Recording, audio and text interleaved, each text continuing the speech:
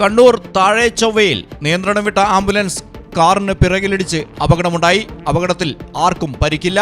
മുന്നിൽ പോയ ഓട്ടോറിക്ഷ പെട്ടെന്ന് നിർത്തിയതിനെ തുടർന്നാണ് അപകടമുണ്ടായത്. ഓട്ടോറിക്ഷയെ ഇടിക്കാതിരിക്കാൻ വെട്ടിച്ചു മാറ്റിയ ആംബുലൻസിന് നിയന്ത്രണം നഷ്ടമായി. അതോടെ 2 കാറുകളിൽ ഇടിച്ച് മരത്തിലിടിച്ചാണ് ആംബുലൻസ് നിന്നത്. മലയാളം ടെലിവിഷൻ കണ്ണൂർ.